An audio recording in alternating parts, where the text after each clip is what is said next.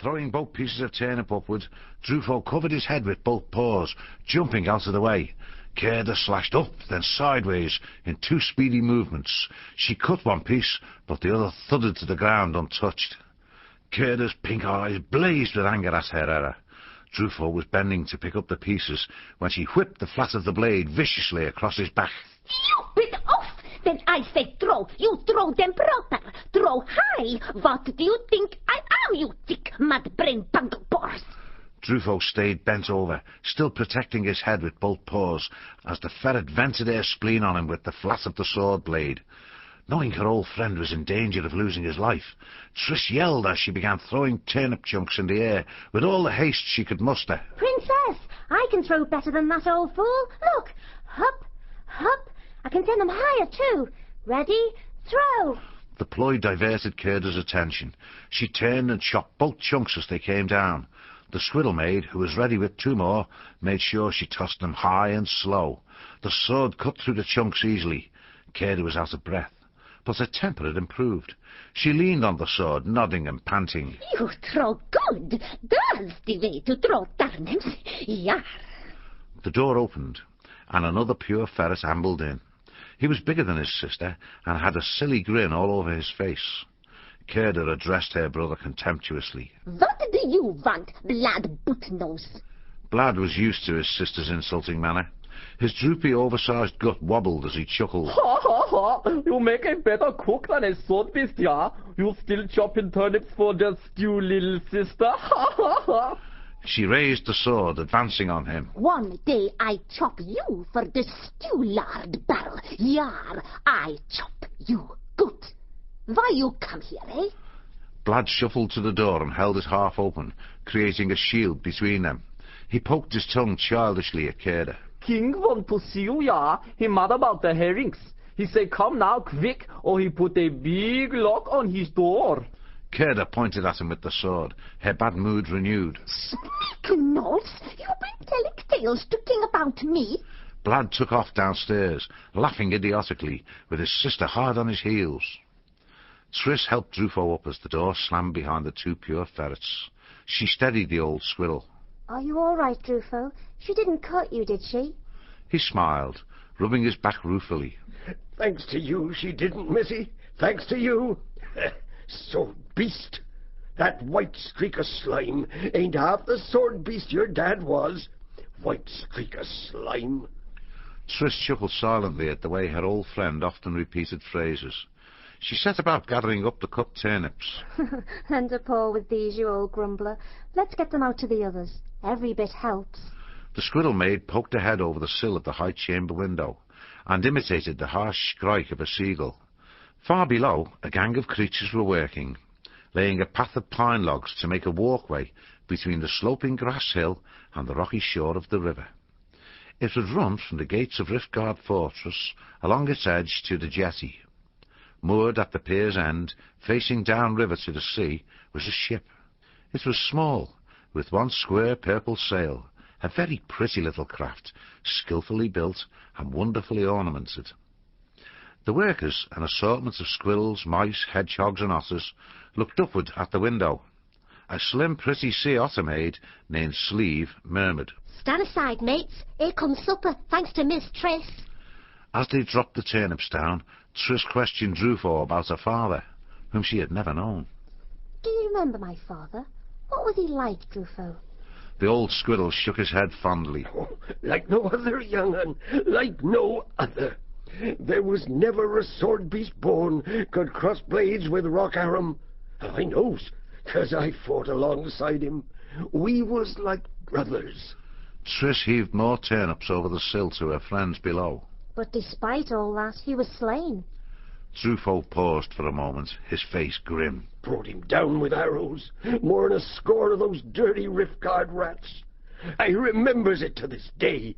But Rock, your pa, went down fighting, snapped his blade and hurled it in their faces. Rockarum wasn't never one to surrender. Never. Triss sighed as she swept the last vegetables up from the floor. Wish I'd have been old enough to fight. They'd have never got him. We'd have still been free, living in the mountains upriver, all of us. Drufo watched those below gathering the last of the turnips. He looked to the high mountains on either side of the river, thick pine woods sweeping down their sides to the rocky banks, still patched with last winter's heavy snows. The old squirrel voiced his thoughts. "'Tis a cold, hard place to live, this Northland, I tell ye, and a harder place to be enslaved in than any I know." Keeping her voice low, the squirrelmaid drew close to Drufo. Once we've got the boat built, it'll be downriver in the open seas for us. We'll find a better life in those lands beyond the great sea. Drufo grabbed her paw anxiously. "Triss, don't be foolish. No beast ever escaped from Riftgard and lived to tell of it. You've got to forget those mad ideas." Triss pulled her paw from his grasp. 4 more days, that's all it'll take, Drufo. I'm not missing a chance of freedom by being faint-hearted. Jacques the otter and Wulfo the hedgehog have been helping me. Our boat should be ready soon. You can escape with us. There's room for one more. Drufo looked at Triss anxiously, keeping his voice low. "You 3 don't know the danger you're in, missy. You just don't know. Stealing wood from the king's new walkway, piling up victuals and tacking together rags for a sail. 'Tis too risky. I want no part of it. No part, you hear me? I ain't going to be responsible for the death of young creatures." Triss cocked an ear to a sound outside on the stairway. She muttered swiftly under her breath. Stow it. Some beast's coming. The door was wrenched suddenly open. Captain Rifton and 4 of his rats marched into the chamber. Triss and Drufo fell upon all fours, making a pretense of cleaning the floor. Rifton was a mean-natured rat. Cruelty was stamped on his narrow face. He leaned on his spear and placed a footpaw hard on the back of Triss's neck. "So, tell me, what are slaves doing, alone and unattended in a room full of weapons, eh?" Drufo kept his tone humble as he explained. "Princess Gerda gave us permission, Captain. We've been attending her at sword practice. Me and Triss is just cleaning up. We're near done, Captain." The rat captain glanced round the chamber. "Looks clean enough to me, eh, lads?" The 4 rat guards nodded their agreement eagerly. "Aye, Captain." Rifton lashed out with his spear haft, knocking Drufo flat. "Don't ever let me catch you alone in here again. Get down to the walkway and report for work. On the double!" Drufo scrambled up and made for the door. Triss was about to rise and go with him, when Rifton brought his spear point down to rest at the base of her skull. "Not you! I've had you watched, missy. You're going down in the cages to keep your 2 little pals, the otter and the spike pig, company. Bet you thought I didn't know you was making an escape boat. Take her, guards!" 2 rat guards grabbed Triss's paws, whilst the other 2 menaced her with their spears.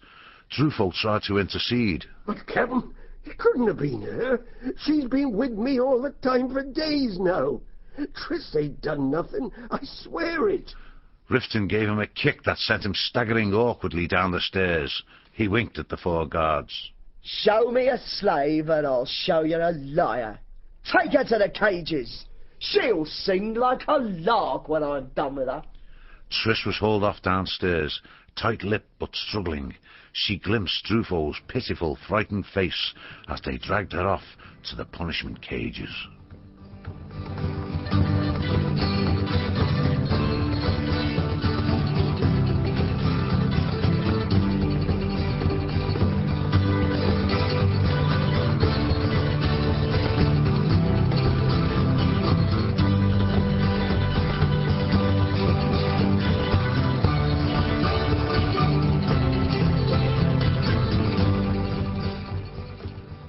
Chapter 2. Beyond the trackless seas, far from the fjords and mountains of Riftgard, the late spring afternoon was mellow as butter and blue as a periwinkle. Great Abbot Apodemus and his old companion, Malbon Grimp, sat dozing peacefully on the sun-warmed ramparts of Redwall Abbey's northeast wall. Somewhere over the tree-tops of Mossflower, a blackbird warbled its rich, fruity aria to the season. There was hardly a breeze to be felt. Down below, the abbey grounds basked, still and silent, in serene noontide. Malbon was a wood mouse who held the position of healer and recorder of Redwall. She was drifting off into a slumber. Both eyelids